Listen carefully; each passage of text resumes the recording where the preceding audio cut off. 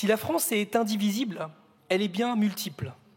De l'Hexagone jusqu'à l'océan Indien, ses habitantes et habitants sont riches d'une culture commune qu'ils ont construite depuis plusieurs siècles et de ces cultures locales qui font la particularité de notre nation. Les langues font bien évidemment partie de cette spécificité, car oui, si à La Réunion, en Guadeloupe, en Martinique, en Guyane et à Mayotte, on parle le français, bon nombre de leurs concitoyennes et de leurs concitoyens ont un autre idiome pour langue première. Je précise que je préfère parler de langue première plutôt que de langue régionale. D'ailleurs, alors même que les élections européennes sont au cours de notre actualité politique, ne pourrait-on pas dire que le français est lui aussi une langue régionale en Europe?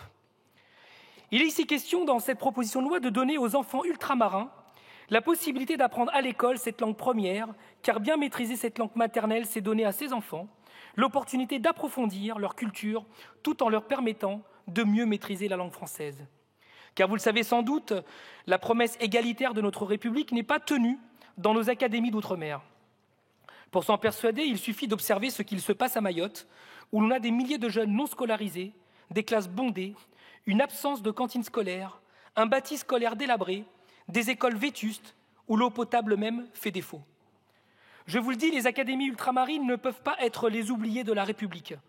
Pour rappel, en 2023 encore, les évaluations de niveau montraient des écarts considérables, puisque 21,5% des élèves entrant en 6e à La Réunion avaient une maîtrise insuffisante ou fragile du français.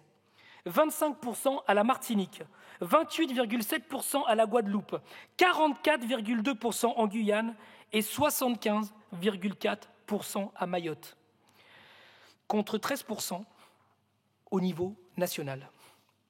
Dans une analyse de la situation scolaire dans les académies d'outre-mer, un rapport de la Cour des comptes expliquait en 2020 que si nous devions affirmer une forte revendication à l'égalité de traitement des élèves dans ces territoires, il fallait néanmoins que l'Éducation nationale apprenne à y appliquer différemment certains dispositifs scolaires. Il est aujourd'hui proposé d'utiliser les langues premières pour tenter d'y remédier.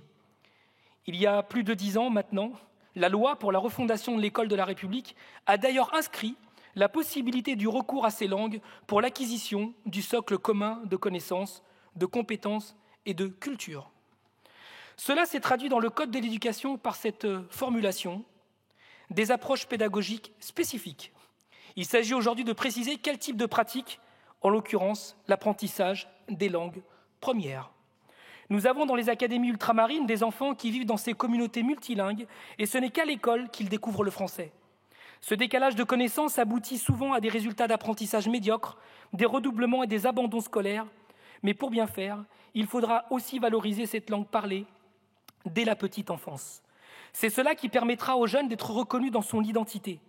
Il sera aussi nécessaire de mettre l'accent sur la formation des enseignants ou encore sur la production de matériel didactique. Mais surtout, prioritairement, il sera indispensable d'améliorer les mobilités sur ces territoires et les conditions de vie de leurs habitants. Nous le savons, en France, l'origine sociale a un impact important sur la réussite scolaire. Or, nos compatriotes ultramarins scolarisent un nombre bien plus important que l'Hexagone d'enfants issus de milieux modestes.